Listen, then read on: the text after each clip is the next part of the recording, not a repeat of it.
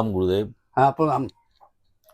গুরুদেব, আজকে বিজয়া দশমী। হ্যাঁ, হ্যাঁ, হ্যাঁ, হ্যাঁ। তো আহ, বিজয়া দশমী সবাই ভালো করে কাটাক। আপনি যদি সবার উদ্দেশ্যে কিছু বার্তা দেন। না, বার্তা বলতে দেখো, আমি তো চাইও সবার ভালো। বার্তা হিসেবে এইটাই, সবার ভালো চাই। হ্যাঁ। আজকের বিজয়া দশমী, কিন্তু সকাল থেকে আকাশে মুখ ভার। হুম। আকাশে বৃষ্টি ক্ষণে ক্ষণে পড়ে যাচ্ছে। হুম। বহু দূর থেকে লোক এলো, হুম। তারা এসে একটুখানি একটুখানি থাকলো। হুম। রানীগঞ্জ থেকে এলো, হুম। কিন্তু তারা থাকতে পারলো না। বলছে বৃষ্টি থেমেছে, এবার চলে যাই। হুম। হুম। ও ছটফট করছে, দেখতে পাচ্ছি। হ্যাঁ। তো যাই হোক, রানীগঞ্জ থেকে এসেও দর্শন করে গেল, হুম। কোনো ব্যাপার নেই। হুম। তা আমি ভগবানকে বলবো, ভগবান তো এসেছেন হাতিতে, হুম। যাচ্ছেন দোলায়। হুম। বড় ভয়ের ব্যাপার আছে। হুম। হুম। অনেক কিছু হতে পারে, হতে পারে। এখন হবেই এমন কোনো ব্যাপার নেই। গলকে গুনেছে হাত, নয় পুত্র নয় কন্যা নয় গর্ভপাত, এটাই আমি জানি। হুম। সেই জন্য আমি বলছি যে ঠিক আছে, যেরকম চলছে চলুক, মাও বিসর্জন হোক। আর জলে পড়লে মাও জলে পড়ুক। দেখতে একটু ঠান্ডাও এসে গেছে, ঠান্ডাও পড়ে যাবে আস্তে আস্তে আস্তে আস্তে। এবং মানুষ নাজেহাল, মানুষ নাজেহাল হয়ে গেছে। তথাপি তার মধ্যে থেকেও সবাই চাইছি আমরা বেঁচে থাকবো। ঠিক আছে না, সবাই চাইছি আমরা বেঁচে থাকবো। মার উদ্দেশ্যে বলা, মা সকলকে দেখো এবং তাদের রুটি রোজগার যাতে না বন্ধ হয় তার ব্যবস্থা করো মা। আর কাজকর্মের ব্যবস্থা করো মা। আর কি বলবো বলো? না, ঠিক আছে। হ্যাঁ, আশা করি আপনারা সবাই ভালো আছেন। আজকে অনেক দিন পর গুপ্তসাধক শ্যামাখাপা 2.0 এই চ্যানেলে গুরুদেব আজকে এলেন। এলেন বলতে আমি বলে দিই, যারা এই চ্যানেলের দর্শক তাদের উদ্দেশ্যে বলি যে গুরুদেব বেশ কিছুদিন ধরে খুবই অসুস্থ ছিলেন। নার্সিংহোমে অনেকবার যেতে হয়েছেন। এখনো যে খুব সুস্থ সেটা আমি বলবো না, উনি বাড়িতেই আছেন এবং ট্রিটমেন্টের মধ্যেই রয়েছেন। তো এই বিষয়টা আপনাদের জানানোর ছিল, কারণ অনেকদিন পর আমরা গুরুদেব এলেন এই চ্যানেলে। আর যেহেতু এতদিন পর এলেন গুরুদেব এই চ্যানেলে, সেজন্য গুরুদেবকে আমার একটা অনুরোধ আছে যে আমরা এই চ্যানেলে দশাবতার শুরু করেছিলাম, আমাদের এখনো কয়েকটি অবতার বাকি আছে, গুরুদেব বলবেন সেটা অবশ্যই। তো আজকে আমি গুরুদেবকে একটু অন্য এতে যাব। আজকে বিজয়া দশমী, একটু গুরুদেবকে পেয়েছি অনেকদিন বাদে। তো গুরুদেবকে বলবো, গুরুদেব একটু কিছু গল্প বলুন না, একটু গল্প শুনি, দর্শকরা একটু গল্প শুনুক। ও, গল্প একটু শুনতে চাও? একটু একটু গল্প যদি বলেন। তোমরা কোনদিন বেনারসে গেছো? বেনারসে গেছি, কিন্তু মানে ওই অর্থে নয়, এমনি। ওখানে ছিলেন কেনারাম বাবু। আচ্ছা। আজকে যেটা কেনারাম স্টেট নামে আছে, এবং ওখানে লোক বেড়াতে যায়। বেশ। কেনারাম বাবু, হুম। কারণ কেনারাম বাবু খুব শক্তিশালী লোক ছিলেন, কেউ জানতো না। কেউই জানতো না। বগলে একটা ছোপটি থাকতো। আচ্ছা। বগলে সবসময় একটা ছোপটি রাখতেন, হুম। আরে ঘুরে ঘুরে বেড়াতেন। তো একদিন মহারাজার মেয়ে, তুলসীদাস ছিল, জানেন তুলসীদাস? তুলসীদাসের কাছে এসেছে হাত দেখাতে। বাচ্চা কাচ্চা হচ্ছে না অনেকদিন। তুলসীদাসের কাছে হাত দেখাতে এসেছে, বাচ্চা কবে হবে। তো তুলসীদাস হাতটা দেখে বললেন, 3 জন্মে তোর বাচ্চা হবে না, 3টে জন্মে তোর বাচ্চা হবে না। তো কেঁদে ফেলে দিয়েছে। 3টে জন্ম মানে এই জন্ম, তারপরে যেমন, তারপরে যেমন, 3টে জন্মে বাচ্চা হবে না। খুব কাঁদছে, কিন্তু কিছু করার নেই। বললো, আমি কিছু করতে পারবো না, আমি তোদের বংশের গুরুদেব বটে, কিন্তু আমি কিছু করতে পারবো না। তো 3 জন্ম এইভাবেই কাটাতে হবে, বাচ্চা কাচ্চা হবে না। তো মেয়েটা খুব কাঁদছে, কেন খুব কাঁদছে, কাঁদতে কাঁদতে উঠে চলে গেছে। ওর এক বন্ধু ওর সঙ্গে গেছিল, তা বন্ধু ওর সঙ্গে যেতে, বন্ধু বললো, আয় চলে, আর বস থেকে কি হবে, উনি তো বলে দিয়েছেন। তো বললো, তাহলে চল। আস্তে আস্তে জঙ্গলের মধ্যে দিয়ে আসছে, হঠাৎ কিনারাম ওর সঙ্গে দেখা। কেন, ও দূর থেকে দেখছে একটা মেয়ে ছেলে কাঁদতে কাঁদতে আসছে। তো উনি তো চেনেন না। তা বললো, মা কাঁদছো কেন? বললো যে আমি গুরুদেবের কাছে গেছিলাম, হুম, গুরুদেব বললেন 3 জন্মে তোর কোনো বাচ্চা হবে না। হুম, তোমার গুরুদেব কে? বলছে তুলসীদাস। হুম, ওরে বাবা, বললো ওরে বাবা, ও তো অনেক বিরাট ব্যাপার। হ্যাঁ, বলে দিয়েছে 3 জন্মে কোনো বাচ্চা হবে না। হুম, বললো হ্যাঁ। তো তুমি পেছনটা পেরো তো মা। হুম, ওই ছোপটিটা খুলে দিয়ে হুম, বগল থেকে হুম, 3টে ঘা মারলো। হুম, 3টে ঘা মারতেই হুম, বললো যাও, এবছরই তোমার বাচ্চা হবে, এই জন্মেই বাচ্চা হবে। হুম, আমি 3টে জন্ম পার করে দিলাম তোমার। যে 3টে জন্মে বাচ্চা হবে না বলছে, হ্যাঁ, আমি 3টে জন্ম পার করে দিলাম হুম, এবং এই জন্মেই বাচ্চা হবে। ও তো মানে অবাক হয়ে গেছে। হ্যাঁ, গুরুদেবকে ভরসা করবে না কেনারাম বাবুকে ভরসা করবে? হুম, তো যাই হোক, উনি বাড়ি চলে গেলেন। হুম, তারপরেই বাচ্চা হলো। বাচ্চা হতে ওনার কেনারাম বাবুর কথা মনে পড়ে গেল। হুম, কেনারাম বাবু তো তখন পাওয়াই যাবে না, হুম, কেনারাম বাবুকে, হুম, এরকম অবস্থা। হুম, হ্যাঁ, খোঁজাখুঁজি করে যদি পায় হুম, কেউ, কেমন কেউ পাবে না। হুম, তো বাচ্চা কোলে করে নিয়ে গেল তুলসীদাসের কাছে। হুম, বলো, গুরুদেব আপনি তো বলেছেন 3 জন্মে বাচ্চা হবে না, হুম, আমার এই জন্মেই বাচ্চা হয়েছে, এবার হুম, কি করে হলো? হুম, তখন গল্পটা বললো যে আমি যাচ্ছিলাম, এক ভদ্রলোক বগলের চোপটি নিয়ে ঘুরে বেড়াচ্ছিল, হুম, আমাকে দেখে কাঁদছিলাম। আমাকে তো কান্নার কি আছে, কি হুম, হয়েছে রে? কথাটা বললাম 3 জন্মে বাচ্চা হবে না। হুম, বললো, না না, এই জন্মেই তোর বাচ্চা হবে। আমি 3টে জন্ম তোর পার করেছিলাম বেদ মেরে, সেই জন্যই তোর বাচ্চা হবে। হলো, বাচ্চা হয়েছে, আপনি একটু আশীর্বাদ করেন, আমি ওই জন্য আপনার কাছে এসেছি। তা ও একটু মাথাটা নিচু হয়ে গেল। কে লোক?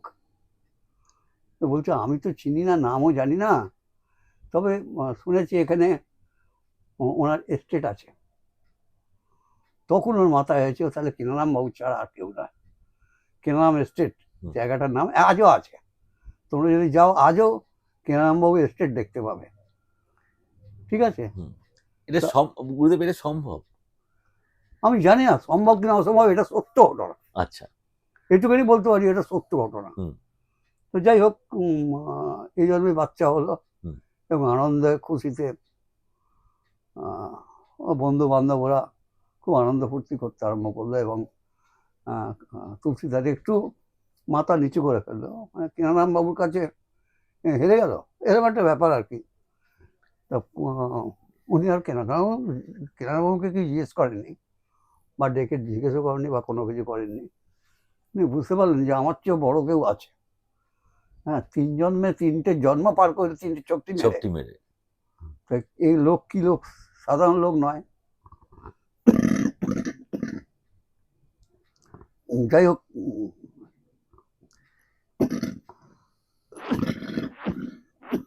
এটা মিটে গেল। গুরুদেব কেনারাম বাবু কে ছিলেন? মানে উনি কি কোনো যোগী পুরুষ ছিলেন বা সিদ্ধ? এটা বলা যাবে না, আচ্ছা, বাইরে থেকে কিচ্ছু বোঝার উপায় নেই তিনি কে ছিলেন। আচ্ছা, মানে আমাদের লাহিড়ী বাবুর মতো। আচ্ছা। লাহিড়ী বাবুকে কেউ আজ পর্যন্ত জীবনে জানতে পারেনি না।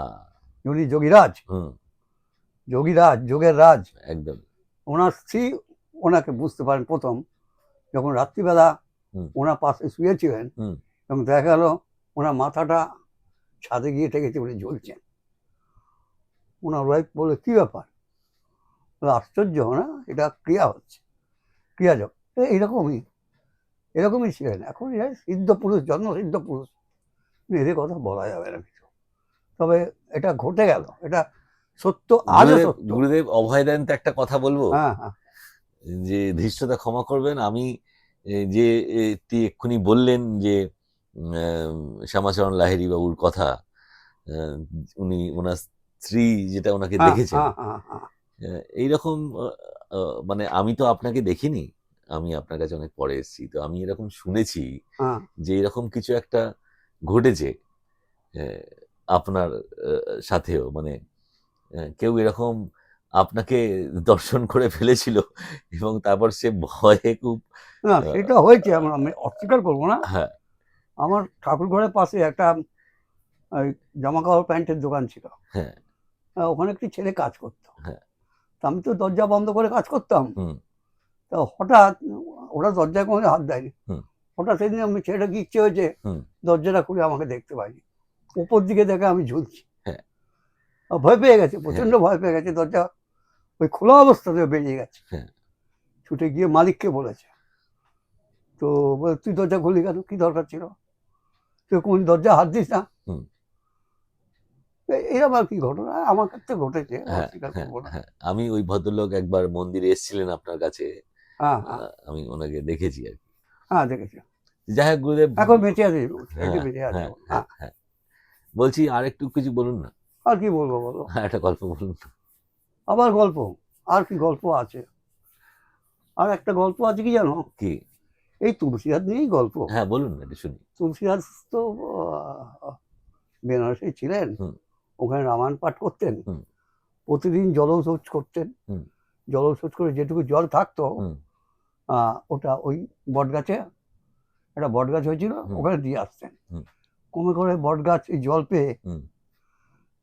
জল পেয়ে অনেক বড় হয়ে গেল, হুম। অনেক বড় হয়ে গেল। আর তুলসীদাস তখন রামায়ণ পড়তেন, হুম। সকাল বিকেল রামায়ণ পড়তেন। হুম। তো একদিন তুলসীদাস আনমনা হয়ে আসছেন, হুম। ভাবছি যদি আমাকে হনুমানজি দেখা দিতেন কত ভালো হতো। হুম। ওনার এত পাঠ করি এ করি, উনি আমাকে দেখা দেন না, হুম। এরকম চিন্তা ভাবনা করতে করতে আসছে। এমন সময় বটগাছ বুঝতে পেরেছে, বটগাছ বলছে, কি গো তুমি এত চিন্তা করছো কেন, কি হয়েছে? হুম। তুলসী বলতে কিছু হয়নি, হুম। আমি ওনার কথা চিন্তা করছি না, উনি যদি আমাকে একটু দর্শন দিতেন ভালো হতো। হুম। আর তুমি তো পারবে না। হুম। বললাম আমি পারবো না, কিন্তু আমি তো আমাকে সঠিক একটা অ্যাড্রেস দিতে পারি, যেখানে গেলে তুমি পেয়ে যাবো না। হুম। তো বলুন বলুন তাড়াতাড়ি করে ঘটিটা রেখে বসে গেল। তো বলুন দেখো তুমি যখন রামায়ণ পাঠ করো, হুম। প্রথমেই যে এসে বসে, তার কথা চিন্তা করো, যে লাস্টের দিকে সময় রামায়ণ পাঠ হয়ে চলে যায় উৎফুল্ল মনে, তাকে একবার চিন্তা করো, ব্যাস আর কিছু বলবো না। তো মনে মনে ভাবছে কে আমার লোক আছে যে হনুমানজিকে দর্শন করিয়ে দেবে, দেখি তো মনেই হচ্ছে না যে উনি এত বড় সাধক। সাধক মানে কি, সাধক মানে কি নিজেই হনুমান, আর উনি রামায়ণ শুনতে আসতেন রেগুলার। তা উনি তো কিছু বলতেন না কাউকে, হুম। তুলসীদাসকে বলতেন না, তবে রামায়ণ পাঠের সময় প্রথমে এসে বসত, হুম। আর সব শেষে যেত, এটা বটগাছ বলেছিল। হুম। তা উনি ওয়াচ করলেন, বেশ কিছুদিন ওয়াচ করে দেখলেন সত্যি ঘটনা, কোনো মিথ্যে ঘটনা নয়। ভদ্রলোক আসেন প্রথমে, রামায়ণ শেষ হলে তারপর উনি পরের দিকে যান, খুব আনন্দ করতে করতে যান। তো ভাবলো যে এবার এনাকে ধরি, বটগাছের কথা মতো এনাকে ধরে যদি কিছু হয়। হুম। তো তুলসীদাস প্রথমেই আস্তে পা জড়িয়ে ধরেছে, ওই ছাড়ো ছাড়ো, পা ছাড়ো পা ছাড়ো, কি করছো, তোমার মতো একটা এত বড় লোক আমার পা ধরছো। হুম। ওই পাটা ছাড়িয়ে নিয়েছেন, বলো আজকে পা ছাড়বো না আপনার, আমাকে হনুমান দিকে দেখাতেই হবে। বলে অসম্ভব ব্যাপার, আমি বাবা ওসব পারবো না, আমি ওসব হুম। হুম। জানি না, আমি পারবো না। হুম। তো ছাড় না ছাড় বান্দা। অনেক পরে উনি হনুমান রূপে ওনাকে দেখা দিলেন, হনুমান রূপে, যে আমি সেই হনুমান, যে তোমার রামায়ণ পাঠ শুনতে আসতাম এবং এ করতাম, আমি খুব সন্তুষ্ট তোমার পাঠে, তুমি পাঠ করে যাও, আমি আর আসবো না। বলে কেন আসবেন না? বলে ধরা পড়ে গেছি, ধরা পড়ে গেছি আমি তোমার কাছে, আর কোনোদিন তোমাকে এখানে আসবো না, তো তোমাকে দর্শন দিয়ে গেলাম। বলে হনুমান তার নিজস্ব রূপ ধারণ করলেন এবং তুলসীদাসকে আশীর্বাদ করে সেই যে বেরিয়ে গেলেন, আর আসলেন না। তো এটাও একটা ঘটনা, বেরাচ্ছে ঘটনা। ঈশ্বরকে মন থেকে ভক্তি ভরে যদি ডাকা যায়, তাহলে কি উনি দর্শন দেন? মানে উনি তো ওরকম ভাবে দর্শন দেন না, কোন রকম ভাবে একটা দেবেন হ্যাঁ আর কি, এ কোন তো রকম বটেই। হ্যাঁ বেশি। হ্যাঁ হ্যাঁ, এটা বটগাছ, যেহেতু বটগাছটা বড় হয়েছিল এবং তুলসীদাসের খেয়ালও রাখতো, বটগাছ হলে কি, গাছ হলে কি হবে, জল খেয়ে খেয়ে এত বড় হয়েছে যে মানে তুলসীদাসকে সবসময় খেয়াল রাখতো। একদম। এই হচ্ছে ঘটনা, এটা একটা ঘটনা, আর দুটোই তুলসীদাসের ঘটনা হ্যাঁ, দুটোই বললাম। তুলসীদাসের ঘটনা। আপনারা হ্যাঁ শুনলেন, আশা করি গল্পগুলো খুব ভালো লাগবে। আর গুরুদেব যে মিষ্টি করে বলেন, এটা আমার তো না খুব সে ভালো ঠিক আছে। ভালো লাগে। যাই হোক, বলতে বলতে গুরুদেবেরও কিছু গুহ্য তথ্য, আমাকে ক্ষমা করবেন গুরুদেব, আমি দর্শকদের সামনে বলে ফেলেছি, না আমাকে ওটা ক্ষমা কোনো করবেন। ব্যাপার না, দেখো ভাই ওটা কোনো তো ব্যাপার নেই। আর ওটা তো দেখেছে অন্য লোক, আমি তো আর দেখিনি, আমি নিজেই জানি না। কিন্তু এইটুকু ঠিক, যে ছেলেটা আমাকে এত এসে নমস্কার করে হ্যাঁ, পায়ে হাত দিয়ে, হুম। ভাবে আমি বোধহয় ভগবান, তা আপনি ভগবান তো গুরুদেব। আমি বোধহয় ভগবান। ছেলে এইভাবে মানে এটা আমাকে, এটা তো আমার নিজে চোখে দেখা, আপনি ভগবান। এতে তো সবাই এসে বলতো, আপনি আমাদের ভগবান, আপনি আমাদের ভগবান। আর সেটা তো আলাদা কথা। আপনিই বলেছিলেন মানুষই ভগবান হয়, মানুষ ভগবান হয়, হয় হয় অবতার, অবতার। হয় অবতার। এটা আপনার কাছেই আমার শোনা। হ্যাঁ হ্যাঁ, হ্যাঁ, তো মানুষ দেবতা হয়, হয় হয় অবতার। অবতার। হ্যাঁ, হ্যাঁ হ্যাঁ হ্যাঁ, হ্যাঁ। এ এটা আপনার ঘটনা, এটা কাছেই ঘটনা, শোনা। এটা সত্যি ঘটনা। মানুষ দেবতা হয়, হয় অবতার, এটাই ঘটনা। যাই হোক, শুনলেন আপনারা দেখো অনেকদিন পরে। চৈতন্যদেব হুম, মানুষ ছিলেন, হ্যাঁ, উনি অবতার হলেন। অবতার হয়ে গেলেন। এবং যে কটা লোককে দেখবে তুমি, হ্যাঁ, তারা প্রত্যেকেই অবতার হয়েছেন, আগে মানুষ ছিলেন। হুম, মানে এর জোরে, তপস্যার জোরে তপস্যার জোরে। এই জায়গায় এসে পৌঁছেছেন, হুম, সব অবতার হয়ে গেছিল সবাই। হুম, আহ, এই তুমি রামপ্রসাদ বলো বা রামকৃষ্ণ বলুন। যার কথা হ্যাঁ, বলো, যার কথা। সব কিন্তু ছোটবেলায় অবতার, এই মানুষ ছিলেন, পরে হুম, অবতার হয়েছেন। হুম, সবাই স্বীকার করতে বাধ্য হয়েছেন অবতার। হুম। এটা কোনো নতুন কোনো ব্যাপার না, আর এটা হয়েই থাকে। মানুষই অবতার হয় এবং ভগবানই হয়, সকলেই তাকে ভগবান বলে পুজো করে। হ্যাঁ, এই আজকে দেখছিলাম সীতানাথ ওঙ্কার দাস। সীতারাম দামোদর দাস। হ্যাঁ হ্যাঁ হুম, হ্যাঁ, যাকে দেখলে আনন্দে বুক ভরে যায়।